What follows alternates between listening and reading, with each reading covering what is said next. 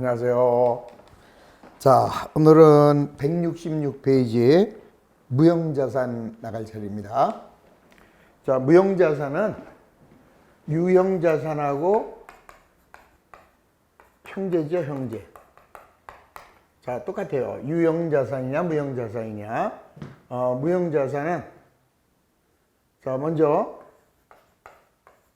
영업활동을 위하여 보유하고 있다. 자, 판매 목적이 아니라 영업활동을 위하여 보유하고 있는 거죠. 그럼 영업활동을 위하여 보유하고 있다라는 얘기는, 자, 재화를 생산하거나 또는 용역을 제공하거나 또는 타인에게 임대하거나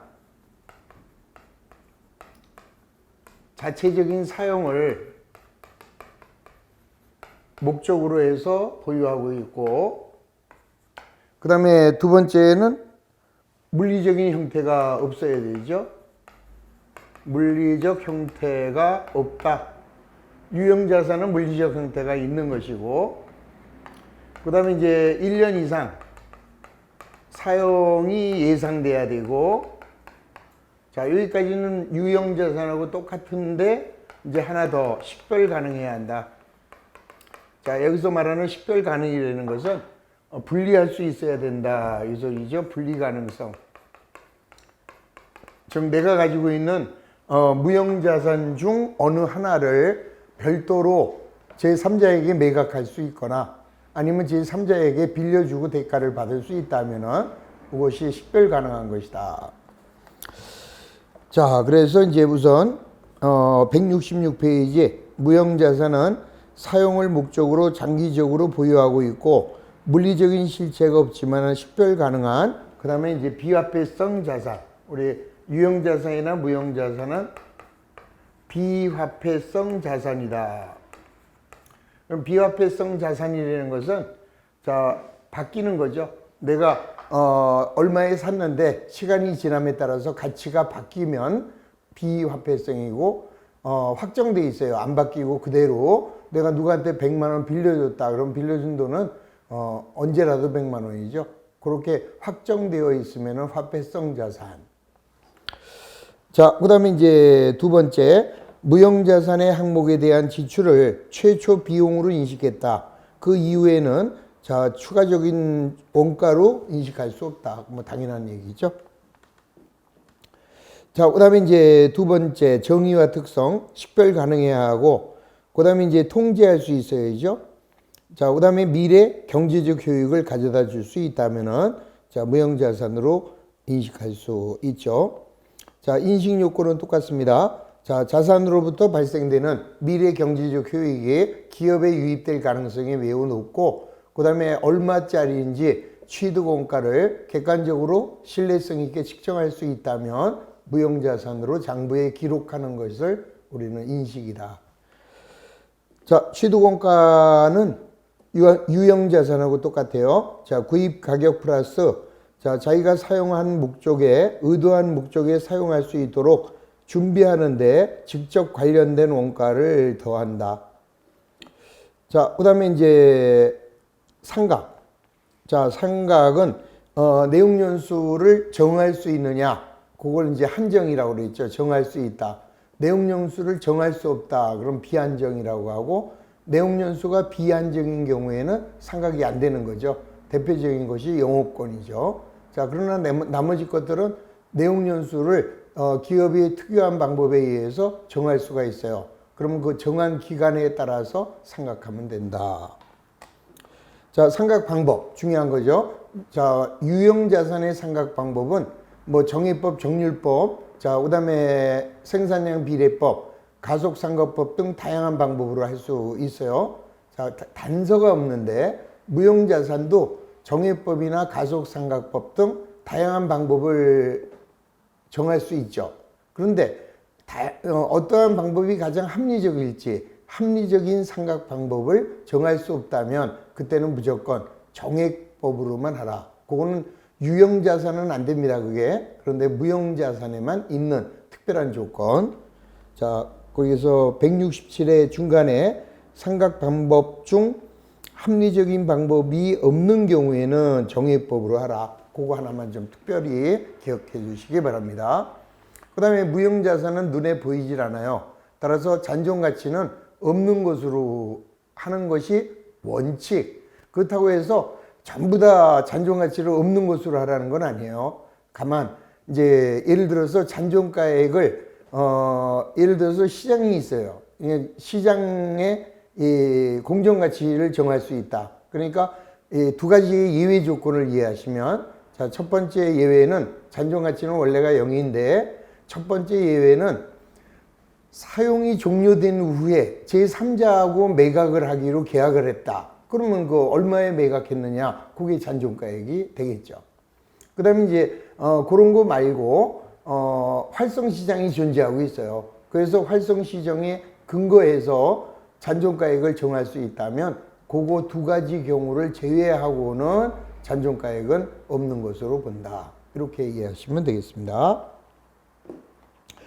자, 다섯 번째, 내부적으로 창출한 무형자산 중에서 자, 영업권은 절대로 자산으로 인식할 수 없는 거죠. 그래서 내부적으로 창출된 무형자산, 그러면 대표적인 게 개발비가 되겠죠. 개발비에 대한 이야기다, 이렇게 생각하시고, 자, 따라서 개발비의 경우에는 얘가 자산의 인식 기준을 충족하는지를 평가하기 위해서, 자, 무형자산이 어떻게 창출되는지 그 과정을 크게 연구 단계와 개발 단계로 나눠야죠.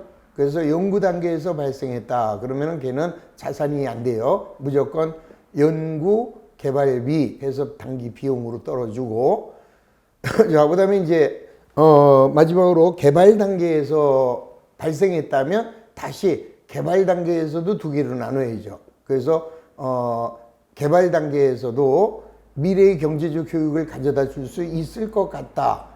그러면은 자산이 되는 거고, 아니야, 얘는 미래의 경제적 효익을 못 가져다 줄 거다라고 한다면은 그냥 단기 비용, 경상개발비 해서 비용으로 처리를 하시면, 자, 그것만 좀 개발비에서 중요하시면 됩니다. 자, 그 다음에 168페이지에 들어가면, 자, 조금 아까 말씀드린 연구 단계와 개발 단계를 구분하는 법, 그거 아주 중요합니다. 별 5개 하세요. 그래서 요런 게 연구 단계고 요런 게 개발 단계다. 이거는 상식으로 딱 생각하시면 되죠.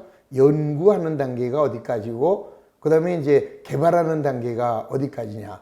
그래서 왼쪽에 연구 단계에서 발생했다면 걔는 비용이죠. 자, 그 다음에 이제 오른쪽, 자, 개발 단계에서 발생했는데 거기서도 미래의 경제적 효익을 기대할 수 있는 경우에만, 자, 개발비라는 무형자산으로 처리를 하는 거죠. 자, 연구 단계에서 속하는 활동, 자, 밑줄 그어주시고, 기억, 새로운 지식을 얻고자 하는 활동. 그 다음에 연구 결과 또는 기타 지식을 탐색하거나 평가하거나, 그 다음에 최종적인 선택을 하거나 응용하는 활동. 이런 것들을 연구활동이라고 하는 거죠. 그러니까 개발 단계는 최종적으로 선택된 걸 가지고 뭐 소규모의 시험 공장을 만들어서 한번 만들어 본다. 시제품을 만들어 본다. 이런 단계가 이제 개발 단계고, 이 최종적으로 선택할 때까지 들어가는 비용은 연구 활동으로 봐라. 이것만 이제 이해하시면 되겠죠. 자, 세 번째도 마찬가지죠. 탐색 활동이고, 네 번째도 마찬가지, 최종 선택까지 나왔죠. 그래서 최종적인 선택, 응용, 거기까지가 연구. 그 다음 단계가 개발. 그것만 좀 구분하시면 쉽게 정리할 수 있습니다. 자, 그 다음에 이제 개발 단계에서 발생했어도 자산의 요건을 충족하지 못했다. 그러면은 경상개발비로 비용 처리하시고, 자산의 요건을 충족했을 때는 자, 개발비라는 무형자산으로 계상을 하고, 그 다음에 내용연수에 따라서 상각을 해주면 되겠죠. 자, 그 다음에 내부적으로 창출하였으나 자산으로 인식하지 않는 경우, 거기다도 별 3개. 자, 대표적인 게 내부적으로 창출한 영어권하고, 그 다음에 내부적으로 창출한 브랜드, 제호, 출판 표제, 고객 목록. 자, 이런 것들은 자산성을 인식하기 어렵기 때문에 자산으로 계상할 수 없다. 그러니까 결국 자기가 만든 것 중에서 무형자산으로 안 되는 게 뭐야? 영업권하고 자, 그다음에 브랜드, 고객 목록, 자, 이런 것들은 자산성이 없다. 자, 그다음에 이제 영업권이죠. 자, 영업권에는 뭐 내가 어느 회사를 인수했는데 그 기업에 인수하는 기업의 재산 가치보다 공정 가치보다 더 주고 산 거죠. 자, 공정 가치보다 자, 플러스해서 샀다. 그다음에 덜 주고 샀다. 이렇게 되겠죠. 그래서 더 주고 사면 요게 영업권이고 덜 주고 샀대요. 그러면은 얘는 영가 매수 차익이다. 그리고 이제 더 주고 산 거는 영업권으로 얘는 무형자산이 되죠. 자, 무형자산이 되는 거고 덜 주고 샀을 때 영가 매수 차익은 단기 수익으로 자, 수익으로 해준다라는 거 요것만 좀 기억하시면 되겠습니다. 자, 다른 건 뭐 별로 어려운 거 없고요. 자, 넘기죠. 자, 170페이지에 1번 무형자산만으로 묶인 거. 자, 특허권 되죠? 자, 사채 발행비는 당연히 안 되고 창업비도 안 됩니다. 영업권 됩니다. 개발비도 되겠네요. 자, 연구비 안 되죠? 그 다음에 해외 사업 환산 차익. 자, 요거는 기타 포괄이죠. 자, 주식 할인 발행 자금 안 됩니다. 그래서 무형자산으로만 묶인 것은 기억하고 리을하고 미음하고 그래서 3번이 정답이 된다. 2번 무형자산에 대한 설명으로 틀린 거. 1번 무형자산은 물리적인 실체는 없지만 식별 가능한 화폐성 자산 아니라고 그랬죠. 자, 비화폐성 자산이다. 그게 이제 틀린 거죠. 자, 나머지 것들은 뭐 그냥 그대로 읽어보시면 됩니다. 시간 절약해야죠. 우리 문제 풀이니까. 자, 세 번째, 무형자산 회계 처리에 관한 설명으로 옳지 않은 거. 1번, 내용연수가 비한정인 무형자산 생각하지 않는다 그랬죠. 자, 대표적인 것이 영업권. 따라서 영업권은 생각하지 않는 것입니다. 2번, 제조 과정에서 사용된 무형자산의 상가액은 재고자산의 장부 금액에 포함된다. 자, 당연히 자, 우리가 제조하는 과정에서 발생을 했어요. 그러면 그거는 자산을 인식해야 되죠. 자, 따라서 걔는 재고자산의 원가에 플러스 해야 되기 때문에 재고자산의 장부 금액에 포함이 되죠.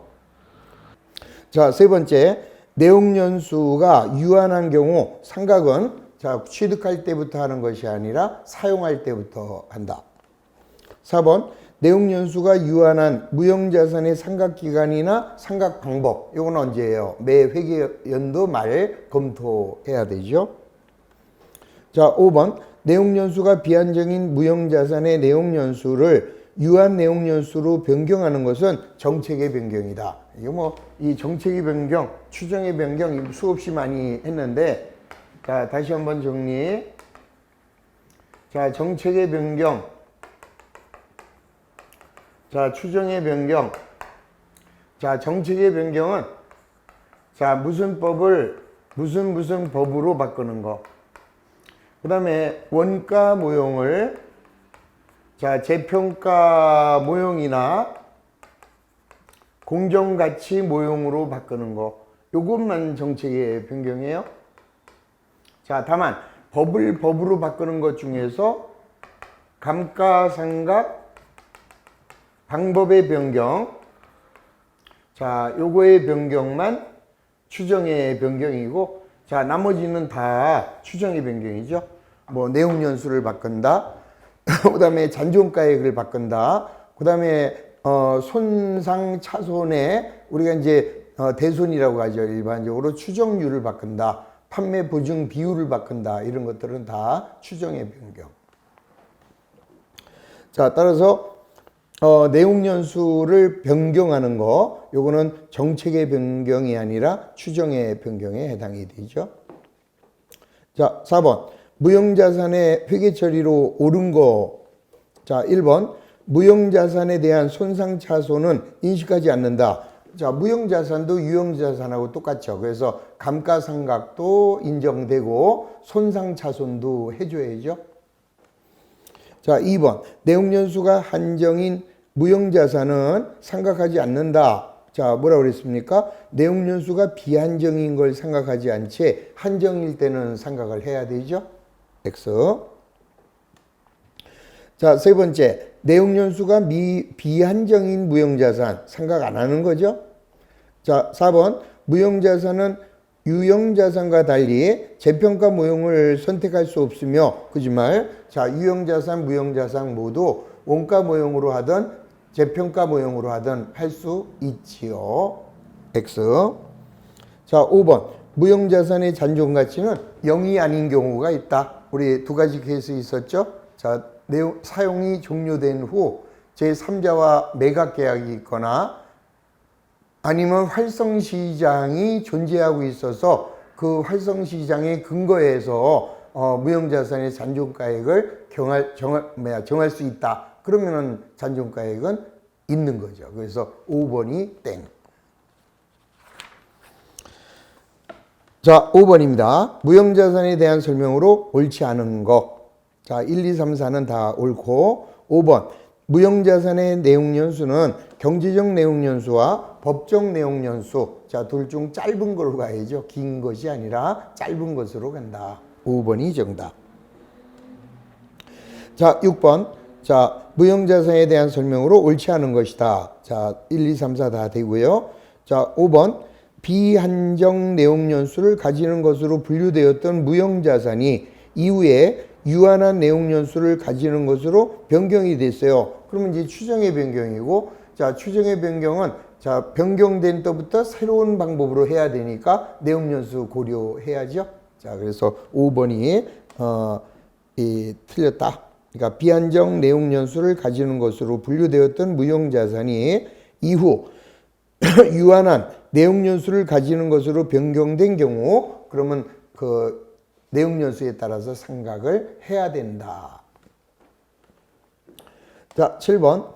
자, 무형자산의 인식과 측정에 대한 설명으로 옳은 것이다. 1번. 새로운 지역에서 새로운 계층의 고객을 대상으로 사업을 수행하는 데에서 발생하는 원가. 이거는 취득원가에 들어가면 안 되죠. 2번. 무형자산은 최초로 인식할 때는 원가로 측정. 당연하죠. 2번이 정답입니다.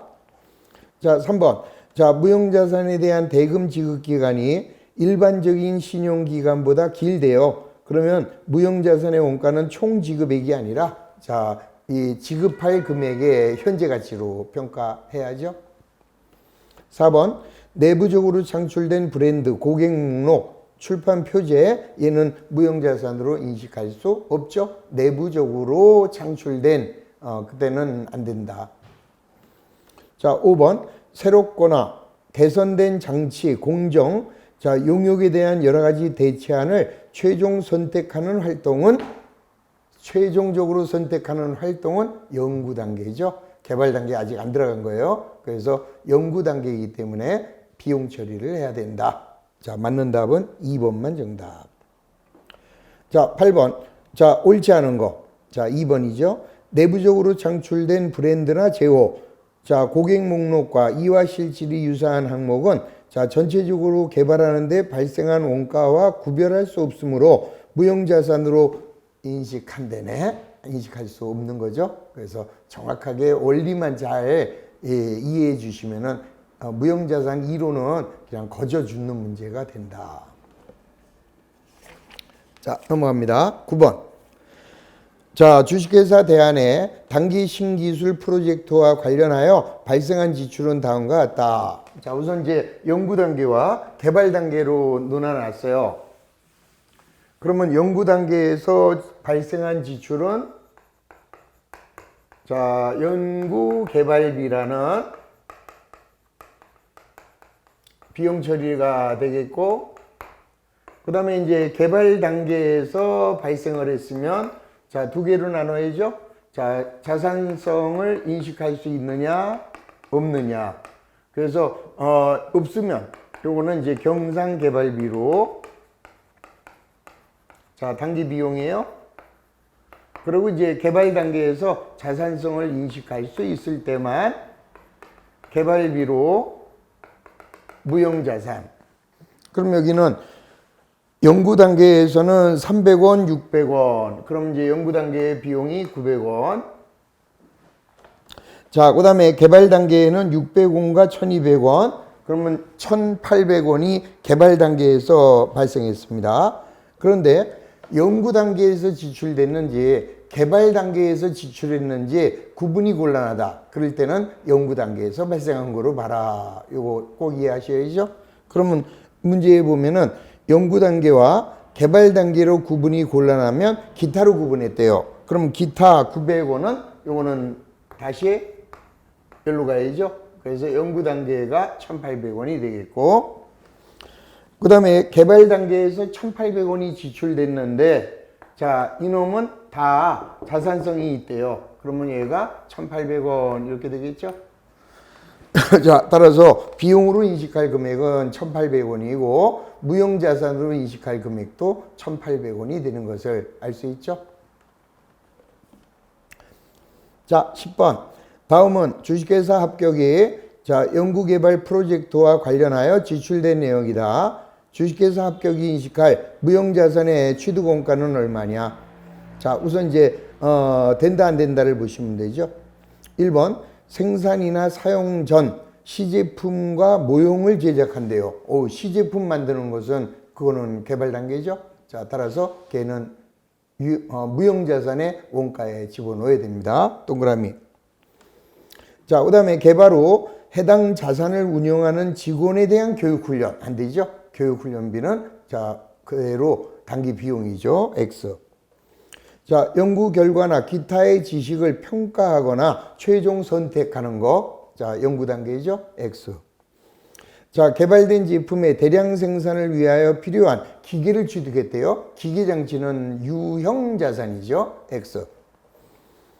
자, 새로운 기술과 관련된 금형을 설계한대요. 그거는 개발 단계죠. 자, 따라서 개발 단계에서 취득원가로 인식할 수 있는 금액은 1번 75,000원하고 자, 지금 놈 105,000원 하여 18만원이 정답이 됩니다. 자, 11번.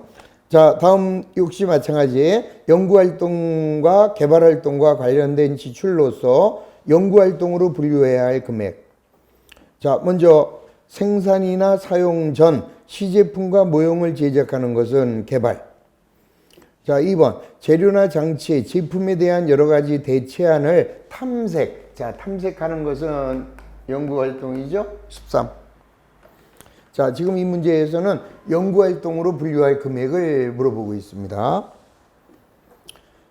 자, 세 번째 상업적 생산을 목적으로 자, 시험 공장을 건설한대요. 그거는 개발. 자, 새로운 기술과 관련된 공구나 주형을 설계한대요. 개발. 자, 새로운 지식을 얻고자 하는 활동, 요거는 연구죠. 9만원. 자, 연구 결과나 기타 지식을 평가하여 최종 선택, 마지막 선택하는 것은 연구. 자, 따라서 연구 단계에서 지출한 비용은 27만원이 연구비다라는 것을 알 수 있죠.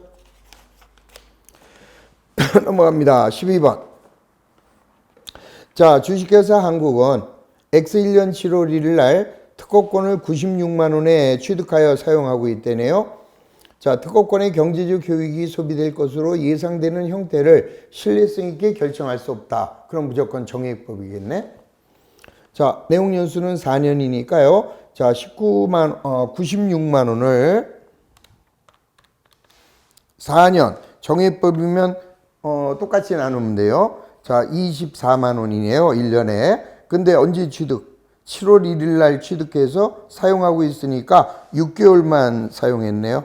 자, 따라서 둘로 나눠주면은 자, X1년도 특허권에 대한 상각비는 12만 원만 될 것이다. 자, 13번. 기말 재무상태표상 개발비 잔액은 54,000원이다. 이것은 2년 전 개발비가 현금으로 지급된 것이며 개발비는 5년간 정액법으로 상각이 된대요. 자, 3차 연도 말 개발비 상가계획은 얼마가 되겠느냐 이렇게 나눴죠. 자, 요거는 이제 그림을 그려서 이해를 하세요. 지금 남아있는 기말 재무상태 표상 개발비 잔액이 54,000원. 근데 중요한 거는 기말 재무상태표래요. 그러면 두 번 했다 이 소리잖아요. 그래서 지금 남아있는 게 54,000원. 그럼 얘는 세 번 남아있는 거죠. 자, 총 내용연수가 5년인데, 자, 기말의 재무상태표상 개발비 잔액이 54,000원. 이것은 2년 전 개발비가 현금으로 지급된 것이래요. 그러면은 이날 개발비가 얼마 지급이 됐는데 무형자산의 상각은 정액법이며 직접법으로 여기서 한 번 상각, 여기서 한 번 상각. 그러니까 여기 지금 재무상태표란 결산이 끝난 후다 이 소리죠. 그래서 이제 남아있는 게 세 번 남았다. 그러면 한 번에 18,000원씩이 되는 것을 알 수 있죠. 여기서부터 18,000원씩 상각하면 된다. 자, 넘어갑니다. 14번. 자, 주식회사 합격은 신기술의 개발과 관련하여 X3년과 X4년에 각각 6만 원과 3만 원을 지출했대요. 이 지출은 모두 무형자산 개발비의 인식 조건을 충족합니다. 자, 해당 신기술은 X4년 7월부터 사용 가능하게 되었고, 자, 정액법으로 무형자산을 상각한다면 X4년 12월 31일 현재 재무상태표에 표시될 개발비의 장부 금액은 얼마인가? 자, 이건 뭐 너무 쉽죠? 자, 얼마야 개발비는? 6만 원과 3만 원 더하면은 9만 원이잖아요.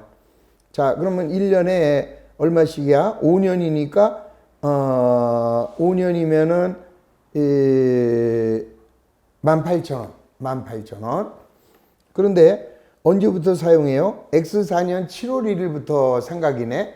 그러면 9,000원만 상각이 돼야죠. 1년에 18,000원인데 6개월이니까 9,000원. 그럼 우리 아까 9만 원에 취득을 해서 9,000원 상각했어요. 그러면 장부가액은 81,000원만 남아있다라는 것을 암산으로 해도 되겠네요. 자, 15번. 자, 무형자산에 대한 설명으로 옳지 않은 것이다. 자, 3번이죠. 자, 무형자산을 운영하는 직원의 교육훈련과 관련된 지출, 법적 권리를 등록하기 위한 수수료는 내부 창출 무형자산의 원가가 아닌 항목이다. 틀렸잖아요. 지금 옳지 않은 거 찾아라. 자, 첫 번째, 무형자산을 운영하는 직원의 교육훈련 관련 지출은 취득원가에 더하면 안 돼요. 그런데 법적 권리를 등록하기 위한 수수료, 그거는 취득 부대 비용이기 때문에 원가에 플러스해야죠. 그래서 앞에 건 안 되는 건데 뒤에 거가 되는 거기 때문에 틀린 지문이다. 이렇게 찾아가시는 거죠. 자, 딴 거는 그대로 한번 좀 읽어보시면 됩니다. 자, 16번. 연구 또는 개발 활동과 관련된 기업회계 기준서의 설명 중에서 옳지 않은 것이다. 자, 이것도 쉬운 것들이니까 3번 틀린 것만 찾아 설명드릴게요. 개발비에 대하여 합리적인 상각 방법을 정할 수 없다면 정률법을 사용한다. 이거 틀리신 분은 조금 심각하게 반성하셔야 되죠. 자, 우리 무형자산에서는 합리적인 상각 방법으로 상각해라. 다만 합리적인 상각 방법을 정할 수 없을 때에는 정액법으로만 해라. 뭐 대단서잖아요. 그래서 3번이 정답이 되는 것이다. 자, 17번. 자, 주식회사 합격은 X1년 1월 1일 주식회사 관리의 100% 지분을 취득하여 흡수합병하면서 자, 어쩌고저쩌고. 자, 주식회사 합격이 인식할 영업권은 얼마냐? 자, 우리 영업권이라는 것은 내가 어느 회사를 인수할 때 그 회사의 순재산보다 더 주고 산 돈을 영업권으로 인식하는 거죠. 자, 그러면 이제 재무상태표를 그려보면 자, 자산이 얼마고 부채가 얼마고 자본이 얼마냐. 그러니까 결국 우리는 이 인수하고자 하는 회사의 순재산을 먼저 판단을 해서 얘를 얼마 주고 샀느냐 요거와 비교하면 되는 거죠. 자, 그 다음에 이제 중요한 게요. 거기 재무상태표에 보면은 장부금액과 공정가치가 있는데 그 장부금액은 쳐다볼 필요가 없잖아요. 내가 인수하고자 하는 회사의 장부예요. 그 사람이 얼마든지 좋게 꾸며놨을 거 아니겠어요. 그러니까 우리는 그 인수하고자 하는 회사의 공정가치를 기준으로 판단을 해야죠. 그러면은 자산은 20, 30, 40, 90이네요. 자, 그 다음에 인수하고자 하는 기업의 부채는 10만 원. 그러면 이 회사의 순재산은 80. 그럼 요거를 내가 얼마에 샀느냐? 자, 거기 보세요. 공정가액이 2만 원인 주식을 100주, 그러면 200에 샀네. 자, 그러면은 80짜리 회사를 200에 주고 사면 더 좋네요. 120을 더 줬으니까 얘를 영업권으로 인식하면 되는 거죠. 자, 따라서 주식회사 합격이 인식할 영업권은 120만 원이 된다. 끝.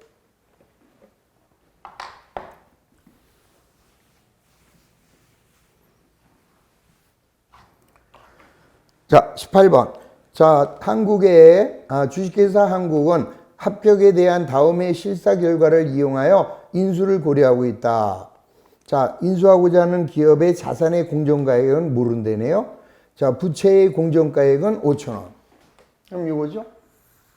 자, 인수하고자 하는 자산은 모르고, 자, 그 다음에 부채는 5천 원이래요. 그럼 이게 이제 K, 순재산인데, 자, 순재산도 얘를 모르니까 당연히 모르게 되겠죠. 자, 그런데 만약에 이 중에서 75%를 자, 4,000원에 취득을 하고 영업권을 1,000원으로 인식한대요. 그러면 자, 주식회사 합격의 자산의 공정가치는 얼마가 되느냐? 이 소리잖아요. 그럼 지금 무슨 말이에요? 이 재산의 75%. 자, 요 중에서 자, 75%만 인수.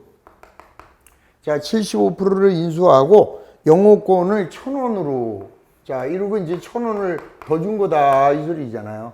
그럼 이제 어떻게 되는 거예요, 이제? 이 75%가 얼마인지를 알아야 되니까, 자, 전체 X에서 5,000원을 뺀 금액, 그거의 75%. 이렇게 되겠죠. X에서 5,000원을 뺀 금액의 75%. 자, 그렇게 해서 나온 금액에다가 1,000원을 더 줬잖아요, 이거를. 75%를 인수를 했는데, 얼마를 더 줬다고요? 1,000원을 더 줬잖아요, 이게. 얼마에 취득하고? 4,000원에 취득하고. 그러면 이제 요게 이 소리네. 그러면 4,000원에 취득한 값이, 그러니까 요게 이제 3,000원이 되면 되잖아요, 요게. 한마디로.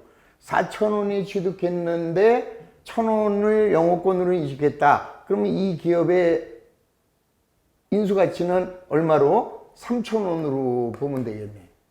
그러면 자, 계산해 볼까요? 얼마가 돼요? 그러면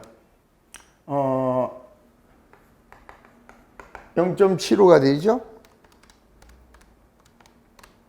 그러면 요게 이제 4,000원이네. 그러면 요거는 얼마냐? 9,000원이 된 거 알 수 있죠? 자, 9,000원에 5,000원 빼면은 4,000원. 그 중에 75%가 3,000원. 그런데 내가 4,000원 주고 샀으니까 1,000원의 영업권이 계산이 된 거죠. 이해가 되실려나 모르겠네. 좀 복잡한 산수예요. 알고 보면 엄청나게 단순한 산수예요. 자, 이 문제가 다시 한번 이해되실 수 있도록 한번 고민 한번 해보시기 바랍니다. 자, 다시 한번 말씀드릴게요. 어느 회사를 샀는데 자산은 몰라. 그 다음에 부채는 5,000원. 자, 그 재산에 내가 75%를 얼마에 샀어요? 4,000원에 샀잖아요. 근데 이게 1,000원에 영업권을 인정한대요. 그러면 요 놈에서 요 놈을 뺀 금액의 75%가 3,000원이다 라는 것을 알 수 있잖아요. 그러면 토탈 얘를 그냥 X라고 하고 X 곱하기 0.75가 3,000원. 그러면 요게 4,000원이다 이 소리죠. 그러면 요 4,000원은 자산에서 부채를 뺀 게 4,000원이니까 요게 9,000원이네 라고 바로 산출할 수 있는 거죠. 이해가 되시기를 바랍니다. 자, 19번. 자, 역시 마찬가지예요. 요것도 뭘 그리면 돼요? 자산, 그 다음에 부채, 그 다음에 순재산. 자, 언제나 장부 금액은 볼 필요가 없어요. 공정가치로 봅니다. 그러면 700, 900, 1800, 650 하면은 얘는 4050이네요. 자, 그 다음에 부채의 공정가치는 700원. 그러면 얘는 3350이죠. 자, 요 3350을 얼마에 샀나요? 보통주 만주, 주당 공정가치는 3,000원. 그러면 3,000만 원에 산 거죠? 그럼 뭐야, 덜 줬네. 3,350의 회사를 내가 3,000원에 샀다. 3,000만 원에 사면은 350을 더 싸게 주고 산 거죠? 그러면 덜 주면 염가 매수 차익이고 더 줬을 때가 영업권이다. 자, 따라서 답은 염가 매수 차액 350이 되는 것을 알 수 있죠. 자, 20번. X1년 말 주식회사 대안의 공정가치는 500, 부채의 공정가치는 200, 동종산업의 정상이익률이 14%며 주식회사 대안의 과거 5년간 평균 순이익은 51만 원. 자, 주식회사 대안의 초과이익력이 무한정으로 지속될 경우로 가정할 때, 자, 주식회사 대안의 영업권 평가에, 이것도 아주 쉬운 문제죠. 자, 우선 뭘 구하면 돼요? 초과이익을 구하면 돼요. 자, 초과이익은 어떻게 구합니까? 자, 자산의 공정가치가 500이고 부채의 공정가치가 200이면 이 기업의 순재산은 300. 그런데 얘가 속한 기업의 정상이익률이 14%. 그러면 이제 300만 원에 14%씩을 수익을 얻으면 42만 원만 벌면 돼요. 남들처럼 벌면 42만 원만 벌면 되는데 이 회사는 과거 5년간 평균 이익이 51만 원이네. 그러면 9만 원을 더 벌고 있잖아요. 9만 원. 그러면 이게 만약에 문제가 순이익환원법이라고 나왔어요. 그러면 자, 순이익환원법 이렇게 나오면 여기다가 정상이익률을 갖다 써주면 돼요. 그러면 정상이익률은 지금 14%죠? 그럼 0.14 이렇게 해주는 거죠.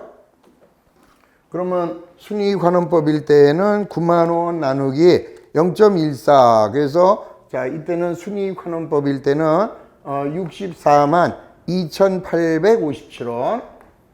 2,857원이 영업권이죠. 자, 그 다음에 이제 초과이익환원법.